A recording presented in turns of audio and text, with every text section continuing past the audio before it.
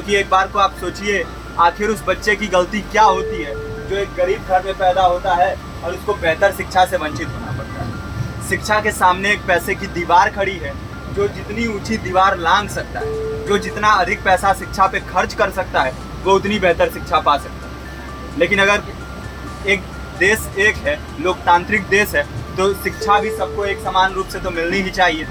आज परिस्थिति ये है कि एक तरफ तो प्राइवेट स्कूल हैं जो लूट के अड्डे बने हुए हैं, वहाँ पे आप एडमिशन कराने जाएंगे तो सिर्फ एडमिशन के नाम पे ही आपको 10,000 20,000 रुपये देना होगा। और कमीशन खोरी का ऐसा धंधा है कि कॉपी, किताब, टाई, बेल्ट, ड्रेस, जूता कहाँ से खरीदना है ये आप नहीं तय करेंगे वो प्राइवेट स्कूल वाले। यानी आम लोगों की मेहनत की आखिरी कौड़ी उनके जेब से वसूल लेना चाहते हैं। और दूसरी तरफ सरकारी स्कूलों में न तो पर्याप्त टीचर हैं, न पर्याप्त बिल्डिंगें।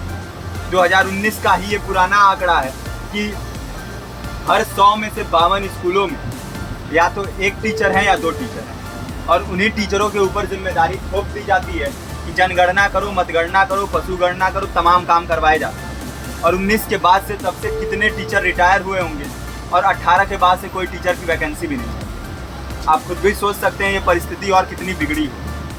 इसीलिए हम लोग ये मांग उठा रहे हैं, चाहे कोई राष्ट्रपति का बच्चा हो या किसी मजदूर का, सबको शिक्षा एक समान मिलनी चाहिए और निःशुल्क रूप से मिलनी चाहिए। प्रेमचंद ने अपने दौर में भी कहा था कि एक सभ्य समाज में ऊंची से ऊंची तालीम मुफ्त होनी चाहिए और इसका पूरा खर्च गवर्नमेंट को उठाना चाहिए, क्योंकि हमारे देश को फौज से ज़्यादा आवश्यकता तालीम की। और शिक्षा से जुड़ता हुआ ही दूसरा मुद्दा हम लोग उठा रहे हैं।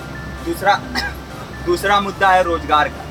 रोजगार की परिस्थिति ये है कि आज सरकारी सेक्टर हो या प्राइवेट, सब कुछ ठेका संविदा के हवाले किया जा रहा है। परमानेंट नौकरियां लगातार घटाई जा रही हैं। इसी रेलवे में 1995 के आसपास लगभग 18.5 लाख कर्मचारी काम करते थे, लेकिन आज उनकी संख्या 12 लाख है। आप खुद भी सोच सकते हैं कितने बड़े पैमाने पे परमानेंट पदों को घटाया जा रहा है। और आज आलम ये है, एक तरफ लाखों पद खाली पड़े हैं, फिर भी कोई वैकेंसी नहीं निकलती। जो वैकेंसियां निकलती हैं उनमें भ्रष्टाचार होता है, पेपर लीक हो जाते हैं। RO, UP police, BPSC, SSC, CGL, ऐसे तमाम पेपर लीक हो चुके हैं, आप लोग भी जानते ही।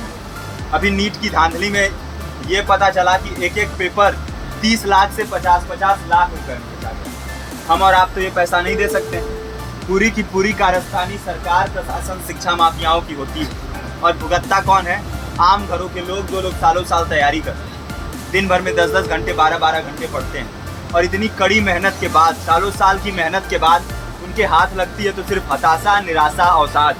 बहुत से छात्र नौजवान जो इस बेबसी में, इस डिप्रेशन में नहीं जी पाते, आत्महत्या तक के कदम उठा लेते हैं। लेकिन ये देश की विडंबना है कि टीवी चैनल, अखबार, मीडिया, नेता, मंत्रियों के लिए कहीं ये कोई मुद्दा नहीं है। उनके लिए मुद्दे हैं तो जाति, धर्म, रंग, नस्ल, अगड़ा पिछड़ा।